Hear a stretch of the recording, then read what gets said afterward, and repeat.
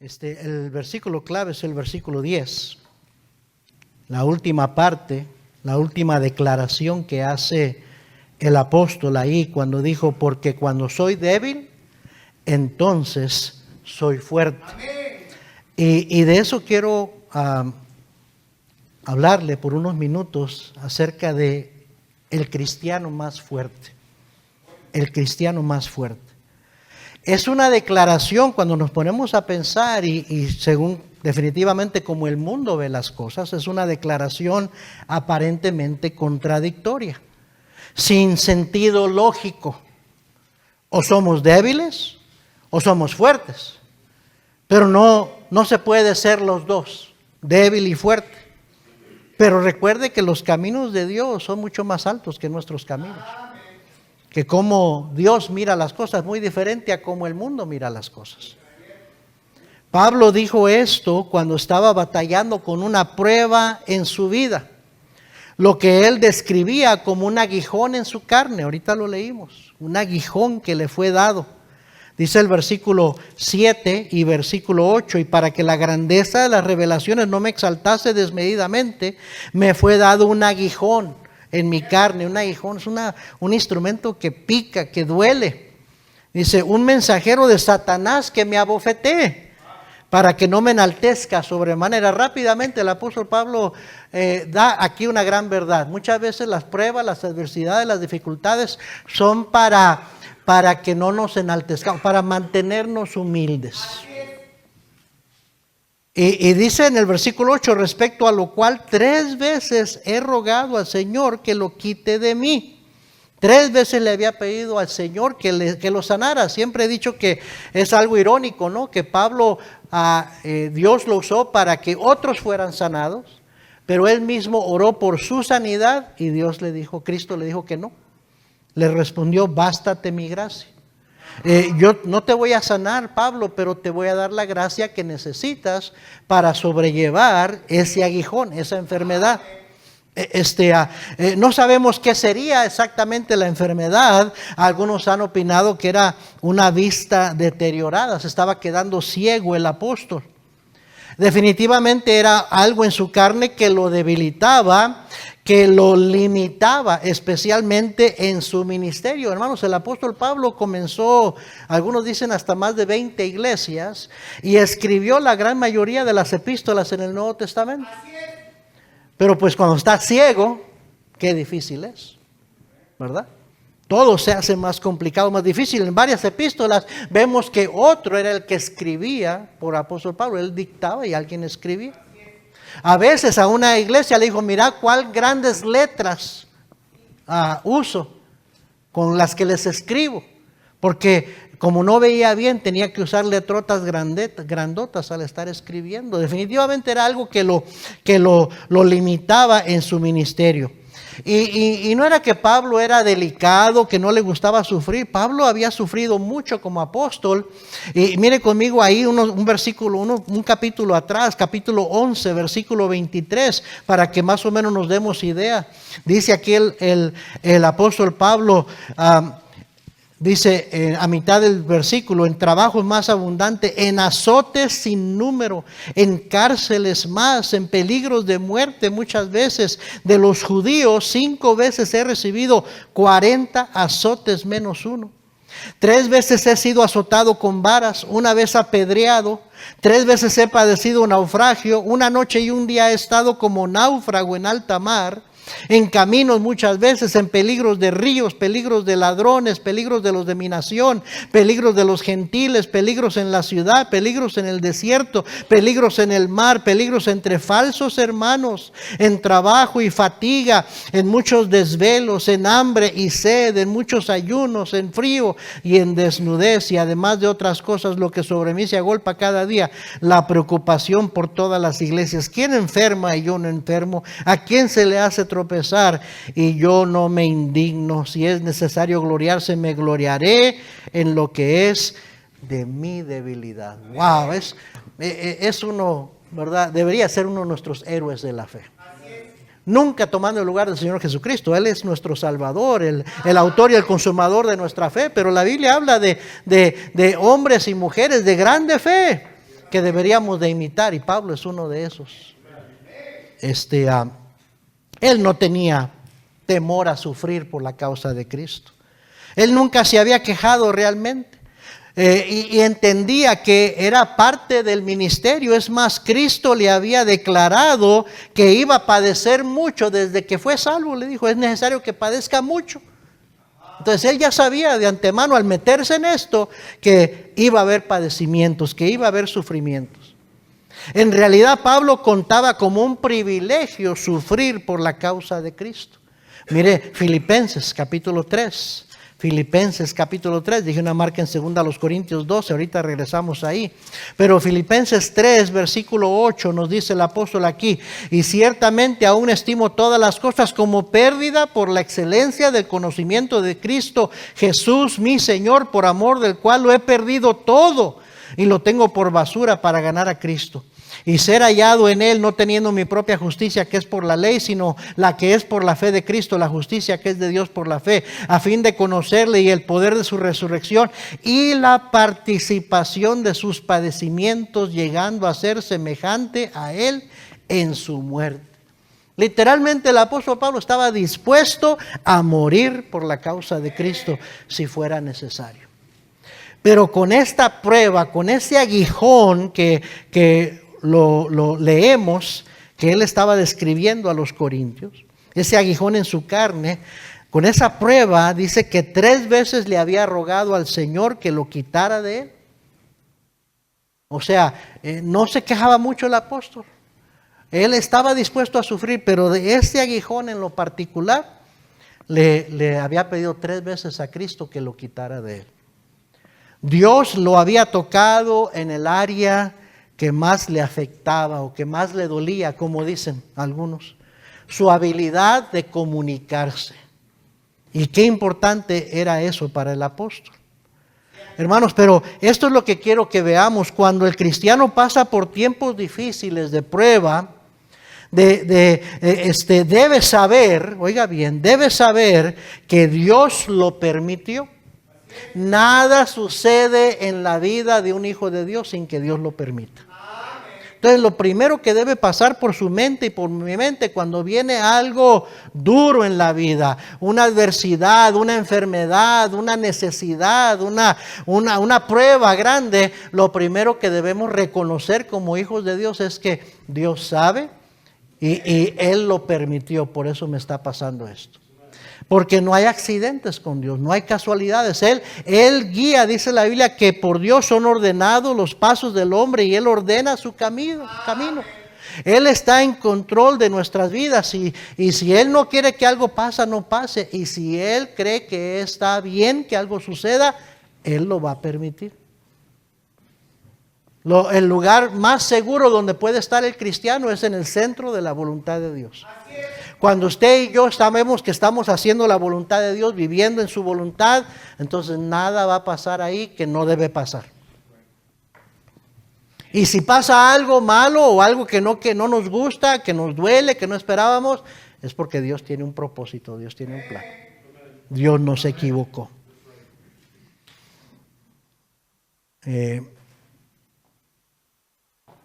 Cuando el cristiano pasa por tiempos difíciles de prueba, debe saber que Dios lo permitió. Y si lo permitió, entonces, número 1, es porque está trabajando u obrando con nuestra fe. Nosotros vemos, la Biblia dice que podemos andar por vista o por fe, ¿sí o no? En la vida cristiana uno puede andar por vista, o sea, viendo las cosas que se ven. También en otro lugar el apóstol dijo, viéndonos nosotros las cosas que no se ven. Porque las que ven son temporales, pero las que no se ven son eternas. ¿Verdad? ¿Qué dijo eso? Y luego en otro pasaje dijo, pero nosotros andamos por fe y no por vista. A veces, ¿verdad? En nuestra debilidad humana, nada más vemos lo que está sucediéndome, lo que está pasando, el problema, la dificultad, eso es lo que vemos. Pero necesitamos ver espiritualmente, necesitamos ver con ojos de fe. Dice la Biblia que es pues la fe, la certeza de lo que se espera, la convicción de lo que no se ve. Necesitamos decir, bueno, ¿qué es esto que está pasando en mi vida? ¿Por qué vino esto a mi vida? ¿Qué es lo que Dios está tratando de hacer? Lo primero que debe pasar por nuestra mente es, no fue un accidente, no fue una casualidad, Dios lo permitió, y si lo permitió es porque lo primero que Él está haciendo es trabajando con mi fe. Lo que está sobre la mesa es mi fe.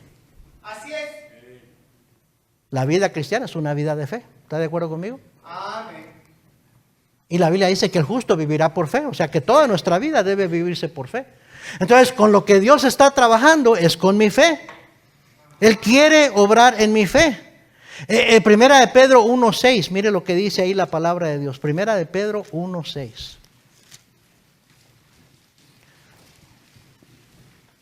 Desde el versículo 5, que sois guardados por el poder de Dios mediante la fe para alcanzar la salvación que está preparada para ser manifestada en el tiempo postrero. El cristiano no puede perder su salvación. Cristo nos da la salvación por gracia, somos salvos, ya no se puede perder esa salvación. Y dice la Biblia que somos guardados por el poder de Dios. Yo no soy el que me guardo a mí mismo. Si dependiera de yo guardarme, ya la hubiera perdido el siguiente día después de que fui salvo. ¿Sí o no? Amén. Todos los días le fallamos, todos los días pecamos, todos los días pecamos. Si tratara de yo guardar mi propia fe, mi propia salvación, la hubiera perdido el mismo día que Cristo me salvó. Pero la Biblia dice aquí que somos guardados por el poder de Dios.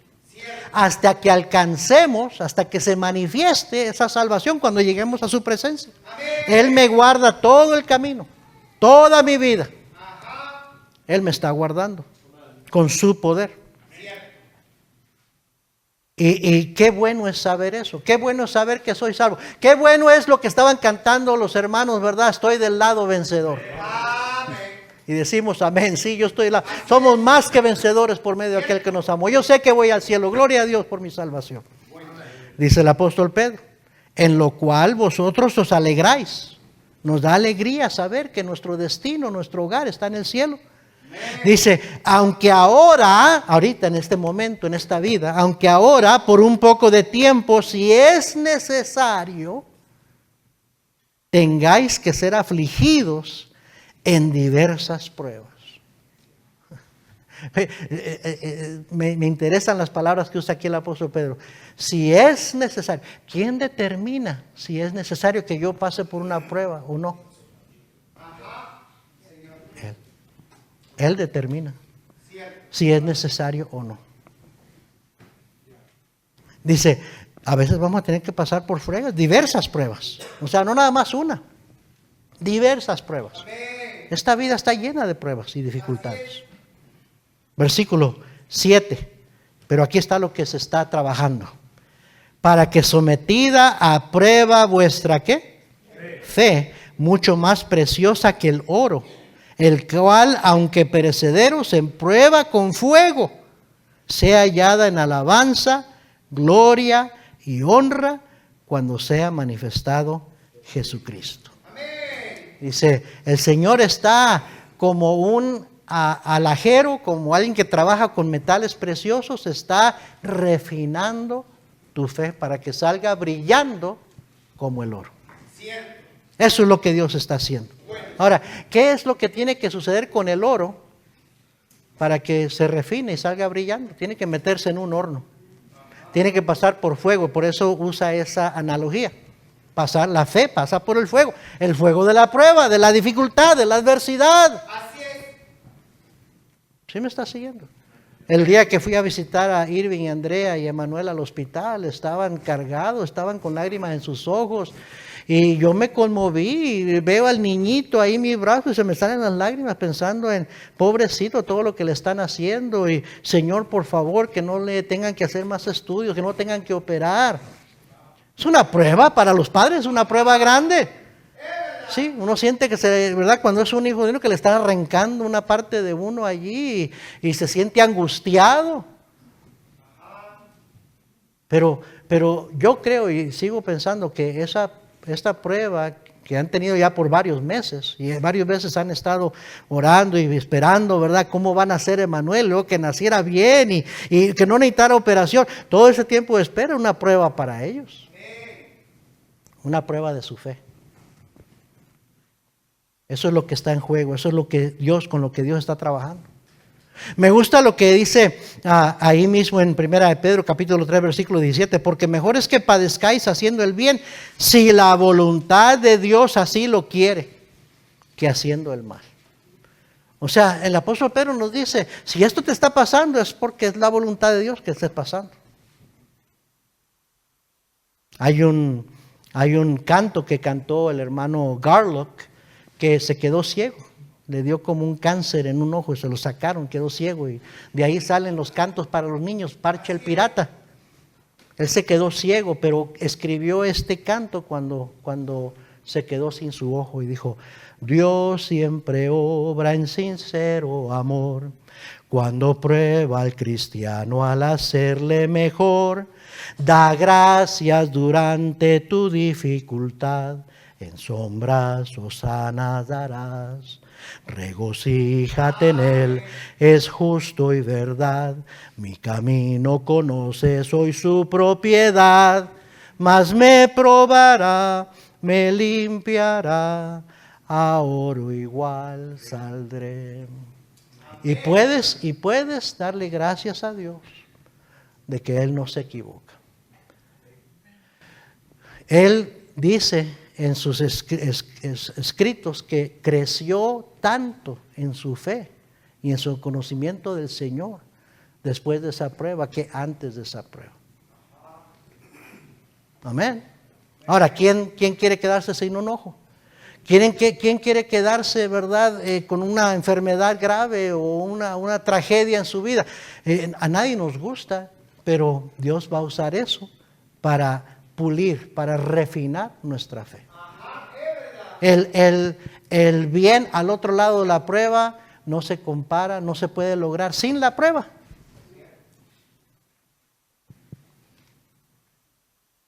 ¿Por qué es que el cristiano debe saber que Dios permite las pruebas y se lo permitió? Primeramente porque está trabajando con nuestra fe. Segundo, porque a lo mejor Él vio necesario disciplinarnos con aquella prueba. Mire Hebreos 12, Hebreos capítulo 12.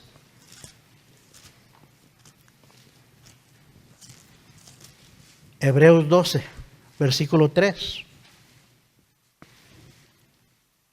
Dice: considerad a aquel que sufrió tal contradicción de pecadores contra sí mismo, para que vuestro ánimo no se canse hasta desmayar, porque aún no habéis resistido hasta la sangre combatiendo contra el pecado. Como que los hebreos, como que estos cristianos estaban pasando por pruebas difíciles. Porque el Señor le está diciendo, para que tu ánimo no se canse, pon tus ojos en Cristo, el autor y el consumador. Es el contexto. Está diciendo, acuérdate lo que Él sufrió por ti, no te desanimes. Y menciona ahí al final, aún no habéis combatido contra el pecado, como Cristo combatió contra el pecado.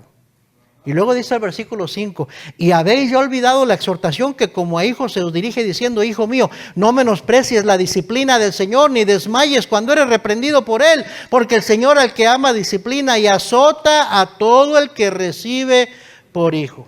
No, hombre, hoy en día dice eso el pastor y la gente lo crucifica a uno, se va de la iglesia. ¿Usted está insinuando que Dios me está castigando? A veces sí. A veces esa prueba, esa dificultad, esa adversidad, ese problema, Dios lo permitió porque necesitábamos esto. Por eso. Aquí está diciendo. Ay, qué insensible es ese pastor. Es que, hermanos, necesitamos conocer la verdad. Y a veces la verdad es que muchos de los problemas que llegamos a tener son por nuestras propias malas decisiones, por nuestra propia necedad, por nuestra propia desobediencia. Amén. Versículo 7. Si soportáis la disciplina, Dios os trata como a hijos, porque ¿qué es hijo? ¿Qué hijo es aquel a quien el padre no disciplina? ¿Qué pensaría usted de un papá que no disciplina a sus hijos? ¿Realmente se interesa por el bienestar de ellos? ¿Realmente lo ama? No. No. La Biblia es más, la Biblia dice claramente en los Proverbios que al que ama a sus hijos los disciplina desde temprano. Así es. Versículo 8, pero si se os deja sin disciplina, de la cual todos han sido participantes, entonces sois ¿qué? Bastardos y no hijos. Otra palabra fuerte, bíblica. Un bastardo es un hijo sin padre. ¿Sí o no? Que un padre no lo reconoció. Wow, palabras pesadas. Pues si Dios no te disciplina, a lo mejor es porque no eres su hijo. Pero si eres su hijo, Dios va a disciplinar a sus hijos. Porque le importamos. Porque se interesa por nosotros. Porque no quiere que nos desenfrenemos, nos descarrilemos. ¿Sí o no? Y continúa hablando acerca de la disciplina. Seamos sinceros, como dije, muchas de nuestras pruebas, dificultades son causadas por nuestra propia desobediencia, por nuestro mal comportamiento, nuestras malas decisiones. Y a veces Dios permite la prueba. Debe de ser algo que consideramos. ¿Por qué me está pasando esto? Bueno, Dios está trabajando con mi fe. De eso es seguro. La Biblia lo dice. Segundo, puede ser porque a lo mejor necesitaba disciplinarme. Así es verdad. ¿De qué pecado necesito arrepentirme? Ahí sí, como dicen, ¿verdad? Entre más rápido lo reconozcas, a lo mejor más pronto se quita la disciplina. ¿Sí o no? ¿Ah? Yo le llegué a pegar a cuando estaba chiquillo, ¿verdad? Y le decía, ¿no has aprendido? Ándale, pues ahí te va otra. ¿No has aprendido? Ahí te va otra. Hasta que le decía, sí, aprendí. Ok, ya. Entonces ya para la disciplina. Y a veces somos necios, ¿sí o no? Entonces, ¿qué tanto queremos que la disciplina dure? Mejor es aprender y arrepentirnos y confesar entonces Dios empieza a sanar. Y tercero, oiga bien, si yo sé que no hay prueba en mi vida que venga sin que Dios lo permite, y muchas veces es porque Él está probando mi fe, Él está trabajando con mi fe, quiere que aprenda algo, que mi fe salga refinada como el oro, o a lo mejor Él está disciplinándome porque hay algo que tengo que aprender, una lección que me quiere enseñar. Y tercero, otra razón por la cual Dios permite pruebas en la vida de sus hijos es porque Dios quiere manifestar su obra en nosotros. Mire Juan 9.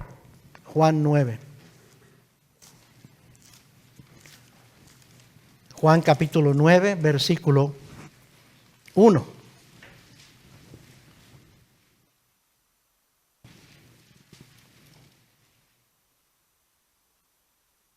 Al pasar Jesús vio a un hombre ciego de nacimiento. Y le preguntaron sus discípulos diciendo, Rabí, ¿quién pecó? ¿Este o sus padres, para que haya nacido ciego? No me sorprende esa pregunta de los fariseos, ¿no? Que siempre querían ver los defectos de la gente. Y en este punto están implicando que el hombre desde que nació ya traía un pecado y por eso Dios estaba tratando con él. O sus padres, de seguro. Bueno, dijimos que a veces hay que considerar que a lo mejor algo está pasando porque Dios nos está disciplinando, nos tiene que castigar, pero no siempre es así. Y entonces respondió Jesús, versículo 3, no es que pecó ni sus padres, sino para que las obras de Dios se manifiesten en él. Sino para que las obras de Dios se manifiesten en él. Me gusta lo que dice Isaías 64:8. Ahora pues, Jehová, tú eres nuestro Padre, nosotros barro, y tú el que nos formaste. Así que obra de tus manos somos todos nosotros. Dios quiere ser glorificado en su vida y en la mía. Y a lo mejor esa prueba, esa dificultad está ahí, porque últimamente, al final, porque el Señor puede ver el futuro, usted y yo no. Él quiere ser el que recibe la gloria después de que todo haya pasado. Amén. Hemos estado leyendo, los que estamos leyendo la Biblia, sí, ¿verdad?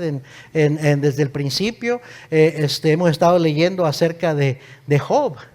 Hace poco terminamos de leer el libro de Job y la terrible prueba de Job. Como Job en 2 días perdió todo lo que tenía, todo su dinero, todos sus bienes, todas sus empresas, toda su salud, todos sus hijos. Algo terrible. Pero mire conmigo Job 19. Job 19, 25. La actitud de Job. Job 19. Y versículo 25.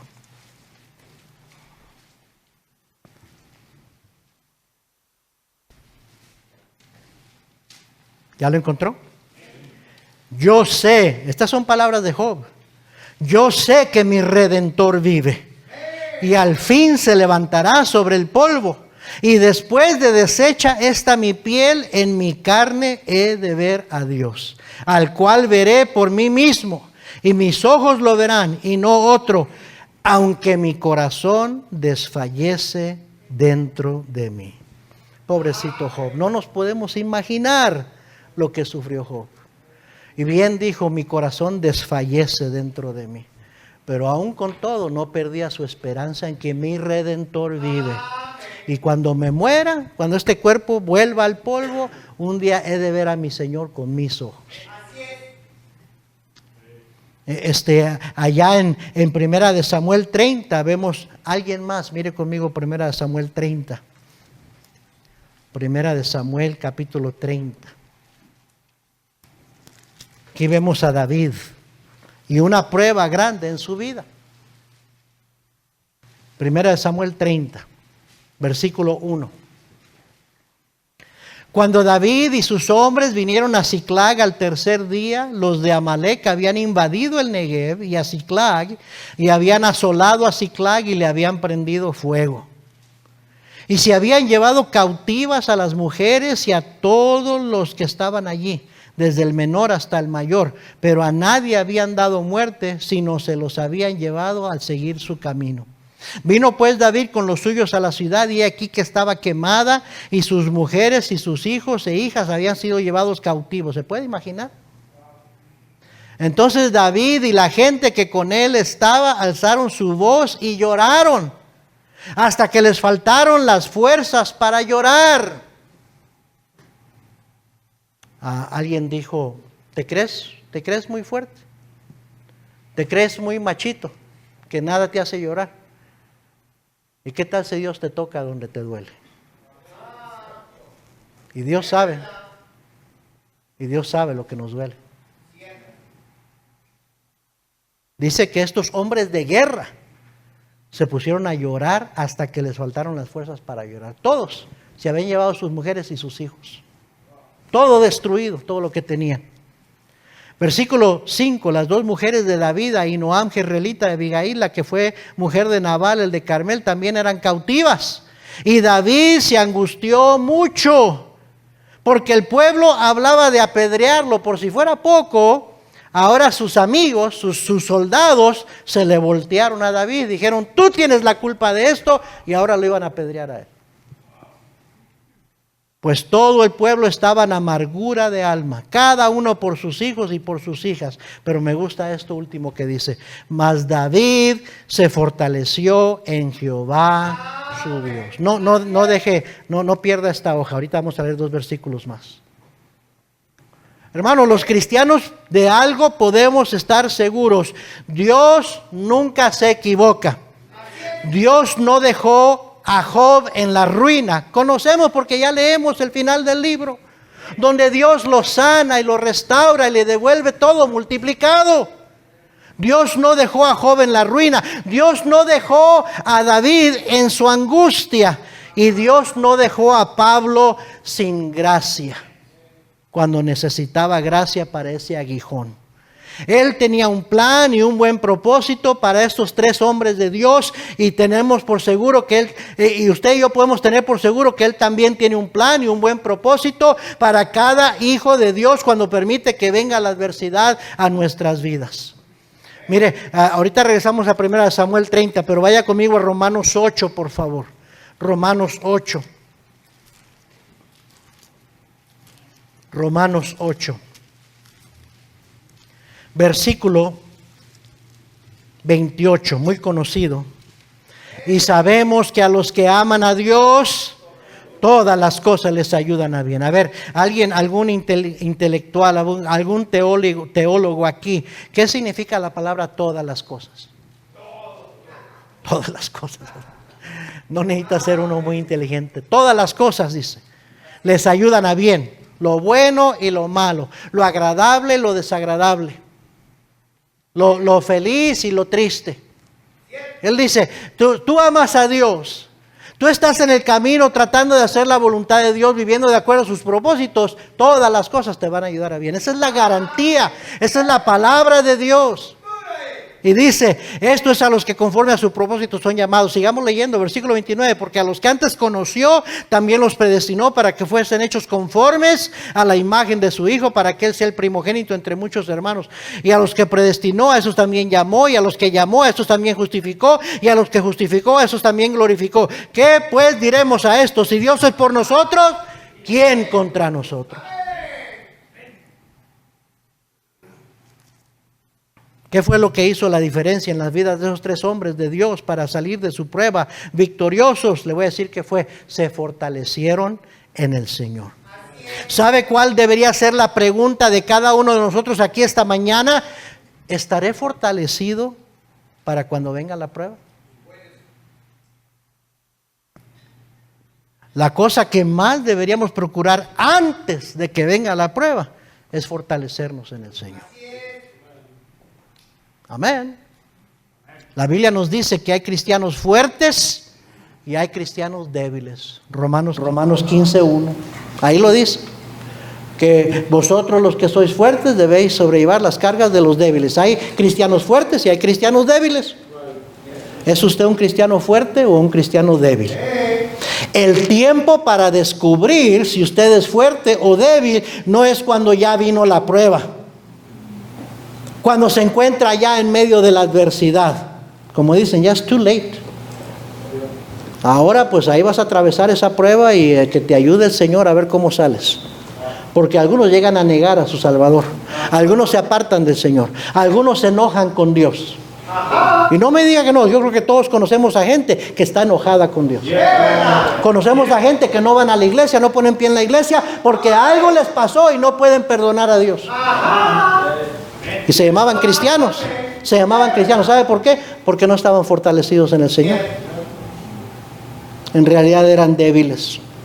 El débil cualquier cosita lo hace tropezar. Cualquier cosita lo hace ofenderse. Cualquier cosita lo hace apartarse del Señor. ¿Es usted un débil o un fuerte? Bueno, amén. Cierto.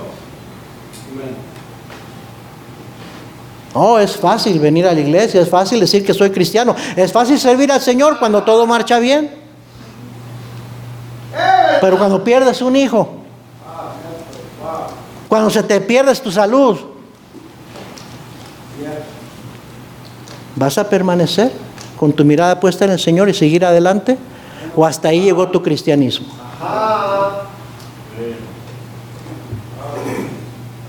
Nada más es el resultado de cómo andábamos realmente. Cómo andamos no se revela cuando todo está bien, se revela cuando tenemos que pasar por la prueba. Así es.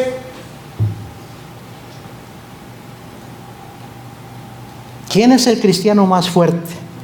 Regrese a 2 Corintios 12. Ya estoy terminando. 2 Corintios 12. Versículo 7.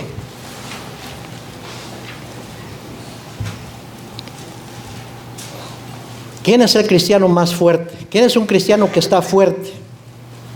Pues número 1, el cristiano que tiene la gracia de Dios sobre él. Voy a repetir eso, el cristiano con la gracia de Dios sobre él. Ese es el cristiano más fuerte. Pablo dijo ahí, pero por la gracia, Pablo dice en el versículo 9 que le dijo Cristo, me ha dicho, bástate mi gracia, porque mi poder se perfecciona en la debilidad. Ella en 1 Corintios 15:10, Pablo escribió también, pero por la gracia de Dios soy lo que soy, y su gracia no ha sido en vano para conmigo, antes he trabajado más que todos ellos, pero no yo, sino la gracia de Dios conmigo. Amén. La gracia de Dios es el favor inmerecido de Dios. Es, hermano, cuando Dios te sostiene. en medio de la prueba. ¿Se acuerda de ese cuadrito que se hizo muy popular de las huellas en la arena? ¿Ah?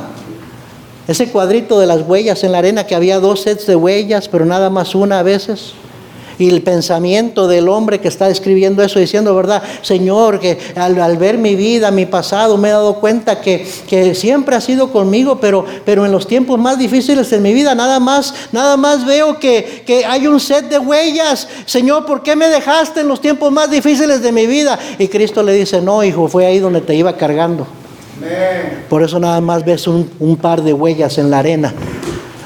Las huellas simbolizando su vida, el trayectorio de su vida. Fue allí cuando yo te iba cargando. ¿Sí me está siguiendo? Entonces, el cristiano que es fuerte es aquel cristiano que tiene la gracia de Dios sobre él. La pregunta es, ¿a quién le da Dios su gracia? La Biblia dice en 1 Pedro 5:5 y Santiago 4:6 que Él da gracia a los humildes, Él resiste a los soberbios. Amén. Y, hermanos, ¿y cuándo es que usted y yo necesitamos la gracia de Dios? Que necesitamos mayor gracia. Pues precisamente ahorita que estaba Andrea Irving en el hospital con su niño, con mucha incertidumbre, ¿sabe lo que yo estaba pidiendo? Señor, dale de tu gracia. ¿Qué tal si sí necesitan operar a Emanuel? ¿Qué tal si sí dicen que un riñón le está fallando? Dales de tu gracia para soportar lo que venga. Así es. Cuando fui a ver a Luis Ordóñez al hospital y a su esposa, esa fue mi oración: Señor, dale de tu gracia a Luis, dale de tu gracia a Andrea, para lo que venga, para lo que está pasando. Es que no recuerdo 2 semanas o más de mi memoria, y dale, Señor, de tu gracia. ¿Sí me está siguiendo, hermano? Es precisamente durante la prueba, la adversidad, que necesitamos la gracia de Dios. Dice, hay un canto que dice: su gracia es mayor si las cargas aumentan, su fuerza es mayor si la lucha es más cruel, si más son las penas, mayor es su gracia, si más son las cargas, mayor es su paz. Su amor no termina, su gracia no acaba, un límite no hay al poder de Jesús, pues de sus inmensas riquezas en gloria abundan sus dones, abunda su amor. Si nuestros recursos se habrán agotado, si fuerzas nos faltan para caminar, si a punto ya estamos de desanimarnos, el tiempo ha llegado en que Dios obrará. Amén. Oh, precioso ir. Así es. Pero Dios le da su gracia a los humildes. A un orgulloso que siente yo puedo, yo solito, yo a ver cómo le hago, a ese no le da Dios su gracia. Se la da al que dice: Señor, yo no tengo fuerzas, soy débil, no puedo. A ese le da Dios su gracia. Y es por eso que Jesucristo le dijo a Pablo: bástate mi gracia. No te voy a sanar, Pablo, pero te voy a dar de mi gracia en esta enfermedad. ¿Tiene usted la gracia de Dios en su vida? A veces la adversidad viene porque andamos con soberbia y Dios nos está resistiendo y necesita humillarnos para poder darnos de su gracia. Isaías 45, 5 y 7 dice la Biblia: yo soy Jehová y ninguno más hay, no hay Dios fuera de mí. Y luego dice que formo la luz y creo las tinieblas, que hago la paz y creo la adversidad. Yo, Jehová, soy el que hago todo esto. ¿Sabes lo que está diciendo Dios? Yo soy el que te permití que pasaras por ese problema. Así es. Yo soy el que permití que te enfermaras. Yo soy el que te permití que esto te sucediera. ¿Y quiénes somos usted y yo para alegar con Dios? ¿No dice la Biblia claramente que Él es el alfarero y nosotros somos el barro? ¿A poco el barro va a altercar con su hacedor? ¿Por qué me hiciste así? Qué ridículo eso de enojarse con Dios. Qué ridículo. Aparte del problemón que tienes, la tristeza que tienes, la dificultad, y todavía te enojas con Dios, el único que te puede ayudar y te puede dar de su gracia para que salgas adelante. Amén. Dios no nos debe nada, hermanos. Así es. Somos nosotros los deudores. Cierto, así es. Él no tiene por qué. Él nunca prometió todo te va a ir bien, nunca vas a tener un problema. No, Él dijo: en el mundo tendréis aflicción. Va a haber aflicciones, va a haber dificultades, pero también dijo, pero confiad, confía en mí, yo he vencido el mundo. Yo te voy a dar las fuerzas, yo te voy a enseñar lo que necesito enseñarte, yo te voy a ayudar en el tiempo de dificultad. Pobrecita la gente que no tiene al Señor. Pobrecita la gente que no tiene a Dios en su vida, que tienen que enfrentar las dificultades, porque sabe, en la vida los inconversos, los incrédulos también sufren igual que los creyentes. Vivimos en un mundo caído, lleno de pruebas y dificultades, de injusticias. Pero la diferencia es que yo tengo a mi Señor, tengo las promesas de la palabra de Dios, puedo tener la gracia de Dios. Mi vecino, mi pariente que no es cristiano, él no tiene, pobrecito, yo sí tengo eso. ¿Por qué me voy a amargar? ¿Por qué me voy a enojar? Al contrario, voy a darle gracias a Dios que no me ha dejado yo pasar por esta prueba solo, sin darme su ayuda. Amén, hermanos. ¿Quién es el cristiano más fuerte? El que tiene la gracia de Dios en su vida. ¿Quién es el cristiano más fuerte? El cristiano que reconoce su debilidad y ora a Dios. Ya no tengo tiempo para ir ahí, pero dice la Biblia allá en 1 Samuel 30 que David consultó a Jehová Dios, o se puso a orar, y Dios fue el que le dijo, mira, aquí está la salida, así va a pasar. Y dice, David se fortaleció en Jehová su Dios. Así es. Pidió sabiduría, pidió dirección. ¿Qué dice la Biblia en Santiago 1, 2 al 5? Amados hermanos, tened por sumo gozo cuando os halléis en diversas pruebas, sabiendo que la prueba de vuestra fe produce paciencia, mas tenga la paciencia su obra perfecta para que seáis cabales, sin que os falte cosa alguna. Y si alguno de vosotros tiene falta de sabiduría, pídala a Dios, el cual dará a todos abundante y sin reproche. En medio de la prueba, ponte a orar. Ponte a orar y pídele a Dios, Señor, ¿qué quieres enseñarme con todo esto? No se ponga a preguntarle a Dios, ¿por qué permitiste esto, Dios? Como que si Dios nos debe explicaciones. Puede ser que usted se muera y nunca va a saber por qué Dios permitió eso en su vida. Pero lo que sí se vale preguntar es, ¿qué me quieres enseñar, Señor? Y le digo, seguramente Dios le va a enseñar lo que Él quiere enseñar. Y le va a dar las fuerzas y la gracia para que pueda hacerlo. Amén.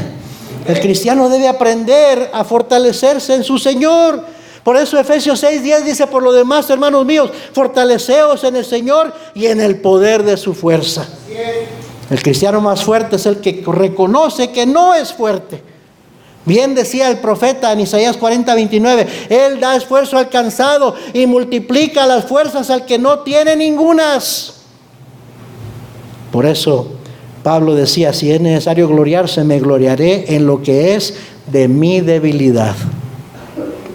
Por eso Pablo contestó al Señor cuando le dijo, bástate mi gracia, contesta, de buena gana me gloriaré más bien en mis debilidades, para que repose sobre mí el poder de Cristo. Y en el versículo 10 termina diciendo, porque cuando soy débil, entonces soy fuerte. Amén. Así es. Por eso el apóstol escribió ese famoso versículo, todo lo puedo en Cristo que me fortalece. Nunca dijo todo lo puedo yo, todo lo puedo en Cristo que me fortalece. Amén. El cristiano más fuerte es el que busca a Dios. El cristiano más fuerte es el que corre al Señor. El cristiano más fuerte es el que corre a la iglesia. ¿Por qué a la iglesia? Porque Jesús dijo, donde hay 2 o 3 congregados en mi nombre, ahí estoy yo en medio de ellos.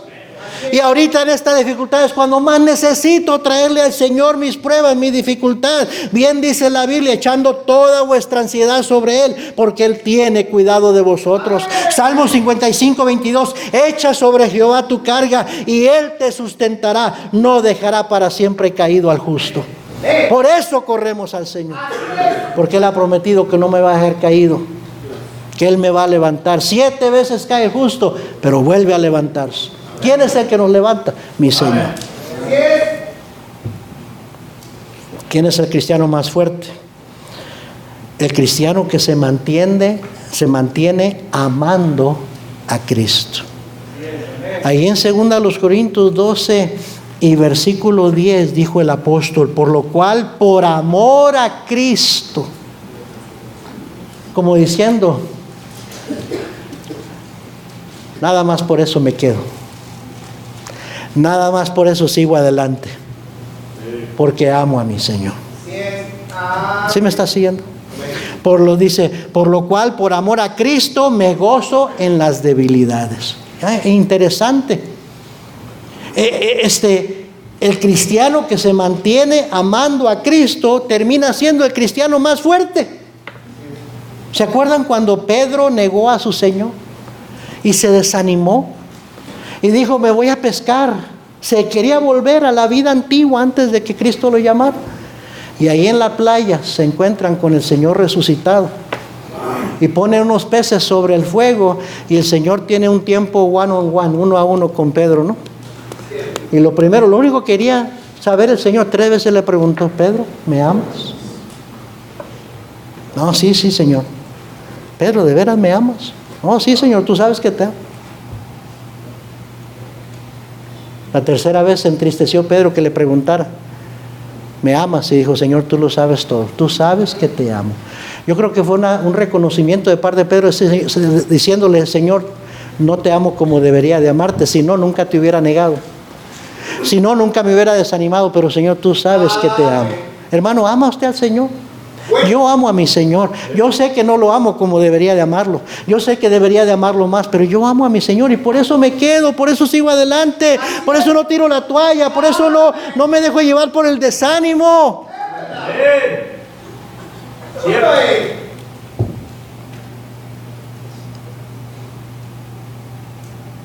Lo único que el Señor quiere afirmar en nosotros muchas veces es si realmente le amamos o no.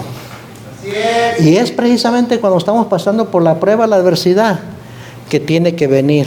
Esto tiene que ser confirmado, si amamos a Dios o no. ¿Sí o no? Es fácil decir amo a Dios cuando todo marcha bien.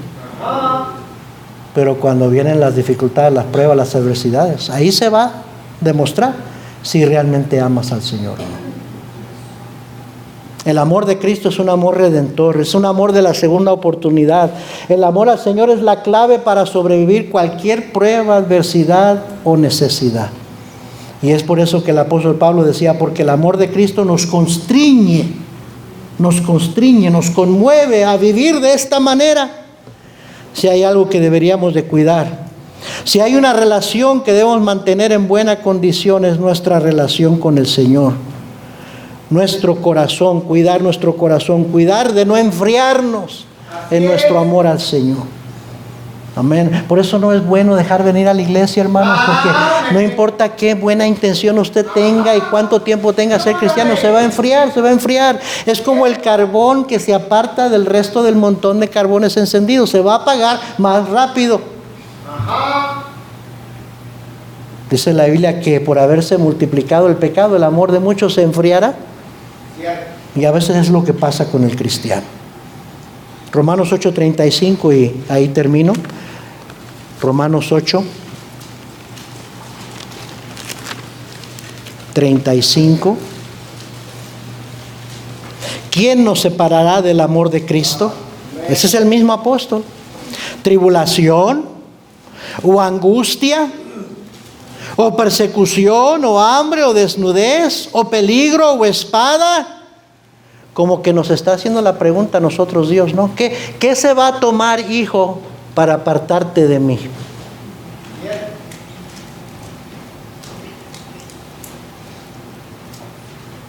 ¿Persecución? ¿Angustia? Dice versículo 37, antes, en todas estas cosas somos más que vencedores por medio de aquel que nos amó. Por lo cual estoy seguro de que ni la muerte, ni la vida, ni ángeles, ni principados, ni potestades, ni lo presente, ni lo porvenir, ni lo alto, ni lo profundo, ni ninguna otra cosa creada nos podrá separar del amor de Dios que es en Cristo Jesús, Señor nuestro. Oh, hermanos, ¿cómo no amar a Dios si Él nos ama de esta manera? Y la Biblia nos está diciendo, nada te puede separar de mi amor para ti. Amén. La Biblia dice que nosotros le amamos a Él porque Él nos amó primero. Y entonces el cristiano más fuerte es el cristiano que tiene la gracia de Dios sobre él. Manténgase humilde, hermano. No sea duro, no sea duro de corazón, necio. No sea duro de servir, como dice la Biblia. Humíllese ante el Señor para que Él le pueda dar de su gracia. Y su gracia le puede sostener en los tiempos más difíciles de su vida. El cristiano más fuerte es aquel cristiano que reconoce su debilidad y ora a Dios. No se aleja de Dios, busca más al Señor, busca su sabiduría. Y el cristiano más fuerte es aquel que se mantiene amando a su Señor. Con razón Pablo decía, por lo cual, por amor a Cristo, me gozo en las debilidades, en afrentas, en necesidades, en persecuciones, en angustias. Porque cuando soy débil, entonces soy fuerte.